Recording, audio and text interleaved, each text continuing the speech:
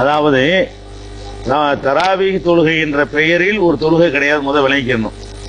நபிகள் நாயகம் ஸல்லல்லாஹு அலைஹி வஸல்லம் அவர்களுடைய வாயிலிருந்து தராவீஹ் என்ற வார்த்தையே வந்தது கிடையாது. தொழுகைக்கு பேரை தனியா விடுங்க, அவங்க பேசின எந்த ஒரு பேச்சிலையும் எந்த ஒரு காலகட்டத்திலையும் அவங்க வாயிலிருந்து தராவீஹ்ங்கிற வார்த்தை கூட வந்தது கிடையாது. அதனால அந்த தொழுகைக்கு தராவீஹ் என்று பேர் வைக்கிறதே முதல் தவறு. அந்த தொழுகைக்கு கியாமுல் லைல், அதுக்கு என்ன ஹதீஸ்ல வருதுன்னா கியாமுல் லைல், இரவு வணக்கம் அப்படின்னு வருகிறது. சில ஹதீசுகள்ல தஹஜ்ஜத் என்று என்ன செய்கிறது, குர்ஆன்ல கூட தஹஜ்ஜத் பிஹின்னு தஹஜ்ஜத்னு வருகிறது. தஹஜ்ஜத் கியாமுல் லைல், அப்ப இரவுல தொழுகிற தொழுகைக்கு பேரு தஹஜ்ஜத் என்று வருகிறது, கியாமுல் லைல் வருகிறது. இத ஒரு நீங்க கேட்காட்டா கூட நம்ம அந்த வார்த்தையை தவிர்த்து பழகணும். ரசூலுல்லாஹ் சொல்லாத ஒரு பேர் என்ன செய்யக்கூடாது. லொஹருன்னு தொழுகைக்கு பேர் வைக்கிறோம், அது லொஹருன்னு தான் நம்ம சொல்லணும். அதுக்கு நம்ம ஒரு புது பேர் சூட்டுறது என்ன செய்யக்கூடாது, தப்பா போயிடும். அல்லாஹ்வுடைய ரசூல் வைத்த பேரை நம்ம மாற்றக்கூடாது. நபிகள் நாயகம் ஸல்லல்லாஹு அலைஹி வஸல்லம் அவர்கள் இரவுல தொழுகிற தொழுகைக்கு கியாமுல் லைல் என்று சொன்னார்கள், இல்லைன்னா தஹஜ்ஜத் என்று சொன்னார்கள். இதுதான் நமக்கு ரமலான்ல தொழுவும் போது கியாமு ரமலான், ரமலான்ல தொழுவும் போது கியாமு ரமலான் சொல்லிக்கலாம். இப்படித்தான் இருக்கே தவிர தராவீங்கிறது கிடையாது. ஃபர்ஸ்ட் விளங்கிக்கிறேன். நபிகள் நாயகம் ஸல்லல்லாஹு அலைஹி வஸல்லம் அவர்கள் ரமலான்ல என்ன தொழுதாங்க அப்படின்னு பாத்தீங்கன்னா பலவிதமாக தொழுதிருக்கிறார்கள். ஆயிஷா நாயகியுடைய அறிவிப்புல நீங்க சொல்ற மாதிரி வருது. எப்படி வருது, ரசூல் ஸல்லல்லாஹு அலைஹி வஸல்லம் அவர்கள் 11 ரக்காத்துக்கு மேல தொழல, ரமலான்லயும் 11க்கு மேல தொழுவல, வேற மாசங்கள்லயும் 11க்கு மேல தொழுவே இல்ல அப்படிங்கிறாங்க ஆயிஷா நாயகி. அது 4 தொழுவார்கள், அப்புறம் ஒரு 4 தொழுவார்கள், அப்புறம் ஒரு 3 தொழுவார்கள். அதை நிறுத்தி நிதானமா அழகுற தொழுவார்கள். அந்த மாதிரி தொழுவ யாருக்கும் முடியாதுங்கிற அளவுக்கு அதை பத்தி கேட்காதேங்கிறாங்க. பல தசால் ஹுஸ்னிஹின்ன தூளிஹின்ன, அதனுடைய அழகு அதனுடைய நீளத்தை பத்தி பேசாத, அவ்வளவு அழகா இருக்கும் என்றெல்லாம் சொல்கிறார்கள். இது ஒரு ஹதீஸ். ஆனா அது மட்டும்தான் நினைச்சுக்க கூடாது நீங்க. அதாவது 8 3 அது மட்டும்தான் இல்ல. ரசூல் ஸல்லல்லாஹு அலைஹி வஸல்லம் அவர்கள் 7 தொழுதிருக்கிறார்கள். ஆயிஷா நாயகி சொல்றாங்க, இஷாவில் இருந்து சுபுஹ் வரை நபி ஸல்லல்லாஹு அலைஹி வஸல்லம் அவர்கள் சில நாட்களில் 7 தொழுதிருக்கிறார்கள், சில நாட்களில் 9 தொழுதிருக்கிறார்கள், சில நாட்களில் 11 தொழுதிருக்கிறார்கள், 3 தொழுதிருக்கிறார்கள் என்பதற்கும் ஹதீஸ் இருக்கிறது. இப்னு அப்பாஸ் அவர்களுடைய அறிவிப்பு பிரகாரம் 13 தொழுதிருக்கிறார்கள் என்பதற்கும் என்ன இருக்கு, அது 2 தொழுவார்கள், அப்புறம் 2 தொழுதார்கள், அப்புறம் 2 தொழுதார்கள், அப்புறம் 6 போடுவாரு. அப்புறமேல வித்திரு தொழுதார்கள் வருது. அந்த வித்திரு 1 இருந்தா 13 ஆயிரும், வித்திரு 3 இருந்தா 15 கூட ஆயிரும். இந்த மாதிரி எல்லாம் ஹதீஸ்கள் இருக்கிறது. 7 தொழுதாலும் சுன்னத்து தான். 2 2 2 1 அதுவும் சுன்னத்து தான். அல்லது 4 3 7 2 2 3 வித்திரு 3 அதுவும் சுன்னத்து தான்.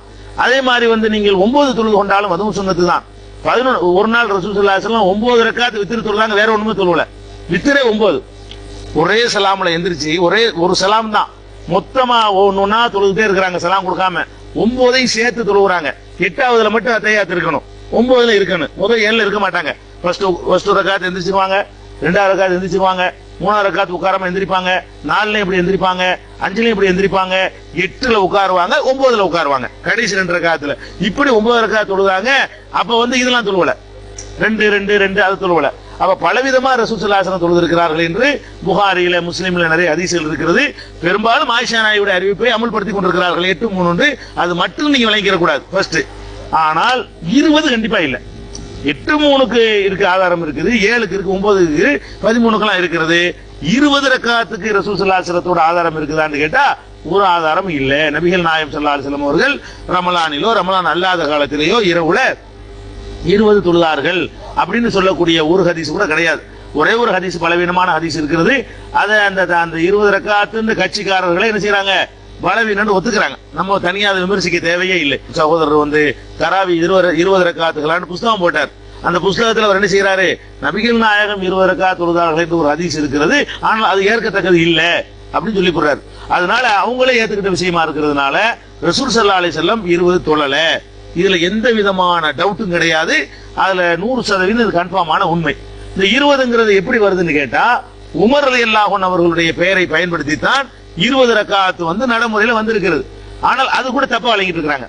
உமர் ரலியல்லாஹு அன்ஹு அவர்கள் 20 ரக்காத் அவங்க சுன்னத்து, குலஃபாய ராஷிதீன்களுடைய சுன்னத்தை பின்பற்ற சொல்லி இருக்கிறாங்க, அதனால நாங்க அதை எடுத்துக்கிட்டோம் அப்படிம்பாங்க. என்னப்பா உமர் ரலியல்லாஹுடைய ஹதீஸ் கேட்டா, உமர் ரலியல்லாஹுடைய காலத்தில மக்கள் 20 ரக்காத் தொழுதார்கள் ஒரு ஹதீஸ் இருக்கிறது. கானன் நாசு யகூமுன அலா அஹதி உமர் இப்னுல் கத்தாப்னு வரும். உமர் ரலியல்லாஹுடைய காலத்துல மக்கள் 20 ரக்காத் தொழுதார்கள் அப்படின்னு வருது. இதை கொண்டாந்து காட்டுவாங்க பாருங்க, மக்கள் 20 ரக்காத் தொழுதுருக்காங்க. அதே உமர் ரலியல்லாஹு அன்ஹு அவர்கள் சம்பந்தமா இன்னொரு ஹதீஸ் வருது, அது ஆதாரப்பூர்வமானதான், மொத்தாங்கிற நூல்ல வருகிறது. அதுல என்ன வருதுன்னு கேட்டா, உமர் ரலியல்லாஹு அன்ஹு அவர்கள் உபய் இப்னு கஅப் என்பவரையும் தமீமு தாரி என்பவரையும் இமாமாக நியமித்து 11 ரக்காத்து தொழுவுமாறு உத்தரவு போட்டார்கள். மஸ்ஜித் நபவியில ரசூலுல்லாஹ்வுடைய பள்ளியில ஒரு இமாம் 2 இமாம நியமிக்கிறாங்க. 2 பேருக்கு என்ன ஆர்டர் போடுறாங்க, ஐய குமால் இன்னாசி பி இஹ்தா அஷர ரக்கா, மக்களுக்கு 11 ரக்காத்து தொழுவிக்க வேண்டும் என்று உமர் ரலியல்லாஹு அன்ஹு அவர்கள் கட்டளை போட்டார்கள். இப்ப கட்டளை போட்டார்கள் என்பதில் அவங்களுக்கு சம்பந்தம் இருக்குமா, அவங்க காலத்தில் யார் யாரோ செய்தார்கள் அதில் சம்பந்தம் இருக்குமா? இப்ப நான் என் காலத்தில் என்னென்னமோ நடக்கும், அதில் எனக்கு சம்பந்தம் இருக்காது. நான் எதை சொன்னோனோ அதான் எனக்கு சம்பந்தம், நான் எதை செஞ்சேனோ அதான் எனக்கு சம்பந்தம். உமர் ரலியல்லாஹு அன்ஹு செஞ்சாங்கன்னு சொல்லுங்க, உமர் சம்பந்தப்படுத்திக்கிறங்க. உமர் ரலியல்லாஹு அன்ஹு கட்டளை போட்டாங்கன்னு சொல்லுங்க, அவங்களோட சம்பந்தம் ஒத்துக்கலாம். உமர் ரலியல்லாஹு அன்ஹு காலத்தில் மக்கள் தூதர் நமக்கு என்ன, உமர் ரலியல்லாஹு அன்ஹு என்ன சொன்னாங்க, 11 ரக்காத் தொழுவிக்கும் போது உத்தரவு போட்டாங்க. இந்த இதை விளங்காம மக்கள் தொழுதையே உமர் ரலியல்லாஹு அன்ஹு தொழுதாக சில பேர் தப்பாக புரிந்து கொண்டு இப்படி ஒரு ஆர்குமெண்ட் பண்ணி அதை அமுல்படுத்த நினைக்கிறாங்க. தப்பு.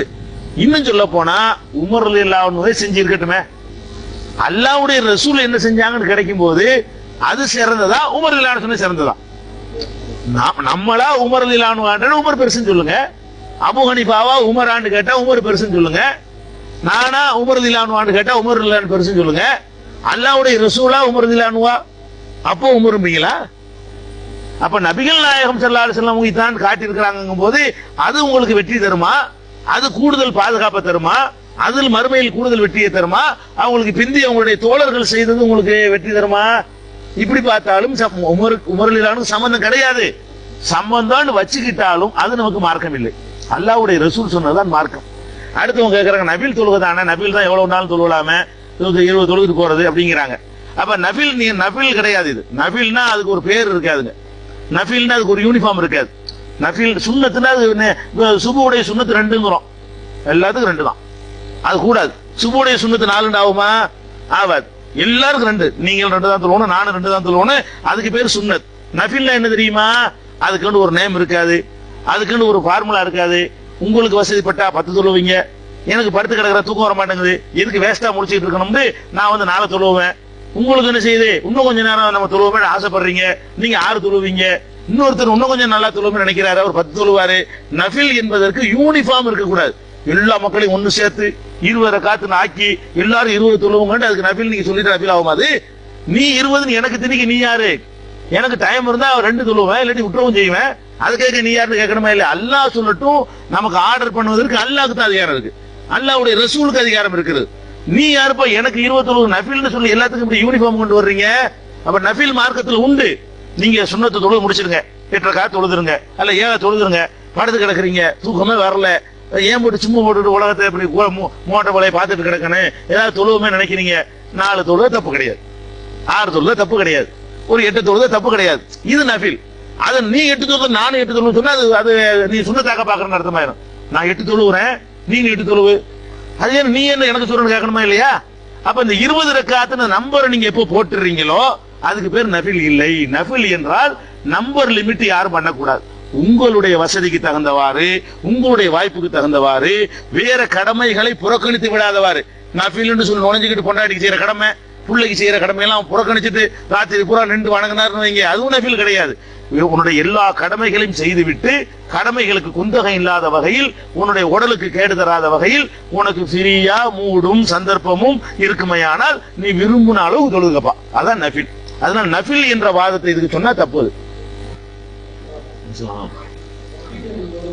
குர்ஆன் தமிழாக்கம் மௌலவி பி ஜைனுல் ஆபிதீன். குர்ஆன் அருளப்பட்ட வரலாறு, தொகுக்கப்பட்ட வரலாறு, இறைவேதம் என்பதற்கான அடுக்கடுக்கான சான்றுகள் அனைவரும் புரிந்து கொள்ளும் வகையில் எளிய தமிழ் நடை. இப்போது 1856 பக்கங்களை கொண்ட 16வது பதிப்பு வெளிவந்து விட்டது. விலை ரூபாய் 450 மட்டுமே. மற்றும் 100க்கு மேற்பட்ட தலைப்புகளில் சகோதரர் PJ அவர்கள் எழுதிய புத்தகங்களும் கிடைக்கும் இடம் மூன் பப்ளிகேஷன் 83/3 மூர் தெரு, முதல் மாடி, மண்ணடி, சென்னை 1.